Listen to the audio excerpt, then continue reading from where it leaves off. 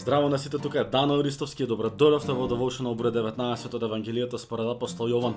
Како сте? Напишете ми во порака, коментирајте доле, лајкнете, споделете го ова видео, бидејќи на ова видео ќе ја читаме Библијата, ќе ја читаме Божјиот збор, ќе се молиме заедно, ќе го споделиме Евангелието заедно. Така може да ми помогнете да ми се придружите заедно како фамилија, како едно Божјо семејство да го споделиме Евангелието до што повеќе луѓе таа добра вест која што спасува, бидејќи не знаете кого се може да го промени таа добра вест.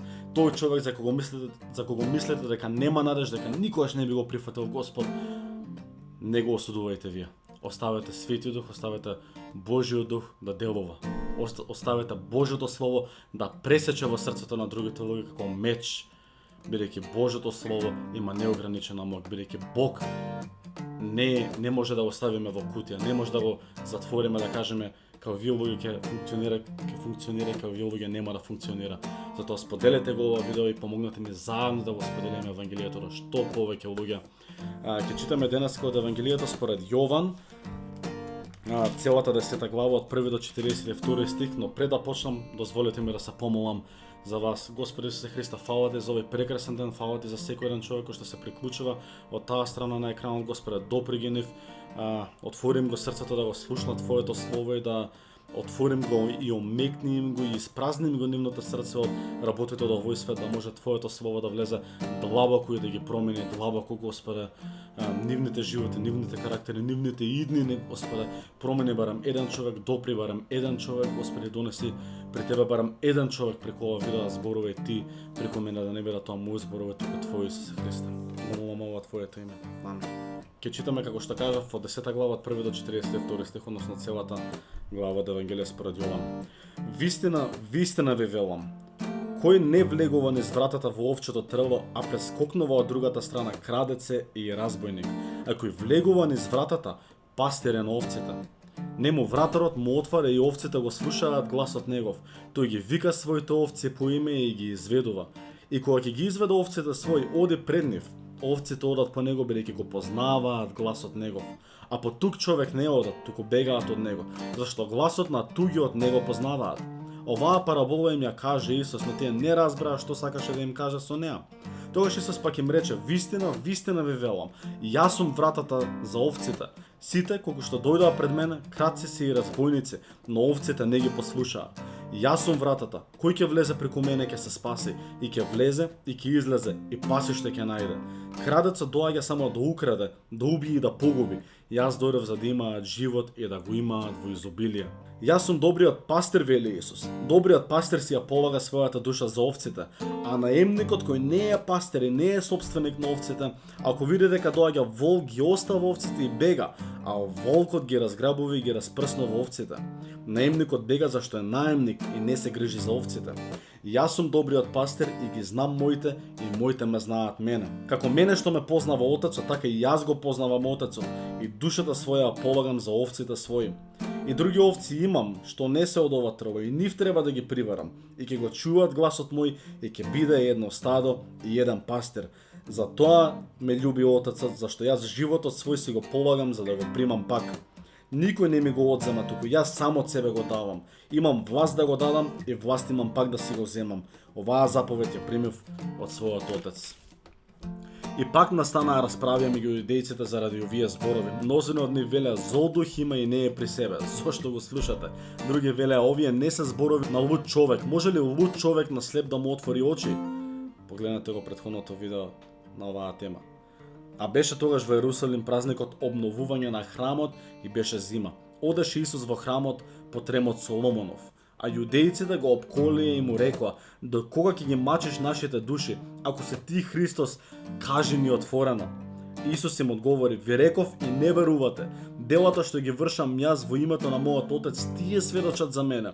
Но вие не верувате бидејќи не сте од моите овци, како што ви кажав. Моите овци го слушаат мојот глас. И јас ги познавам и тие одат по мене. Јас ќе им дадам вечен живот и никогаш нема да загинат и никој не ќе ги истргне од раката моја.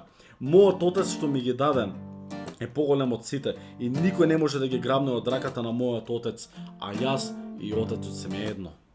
А јудејците пак зедоа камења да го убијат. Исус им одговори: многу добри дела ви јавив од мојот Отец. За кој од тие дела фрлата камења на мене? Му одговорија јудејците велејќи: за добро дело камења не фрламе на тебе, туку за хулење, зашто ти, иако си човек, се правиш Бог. Исус им одговори: не е ли напишано во вашиот закон? Јас да реков богови сте? Ако тој ги нарече богови оние кон кој беше упатено Словото Божјо, а писмото не може да се урне, а на оној или кој го освети Отецот и го прати во светот, вие велите хулиш на Бога, дека реков јас сум син Божи? Ако не ги вршам делата на мојот Отец, не верувајте ми. А ако пак ги вршам, макар што мене не ми верувате, на делата мои поверувајте, за да разберете и поверувате дека Отецот е во мене и јас сум во него. Сака пак да го фатат, но тој им се истргна од рацете нивни и пак отида од таде Јордан, на она место каде што Јован крштеваше и остана таму. Мнозина дојдоа кај него и говореа: Јован не направи ни едно чудо, но се што рече Јован за него беше вистина и мнозина таму поверуваа во него. Нема да бидам долг во ова видео со пораката после читањето на Евангелието според апостол Јован. Сакам само да се навратам на 16-тиот стих, каде што вели: и други овци имам што не се од ова трво, и нив треба да ги прибарам, и ќе го чујат гласот мој, и ќе биде едно стадо и еден пастир. Исус Христос трага по тебе.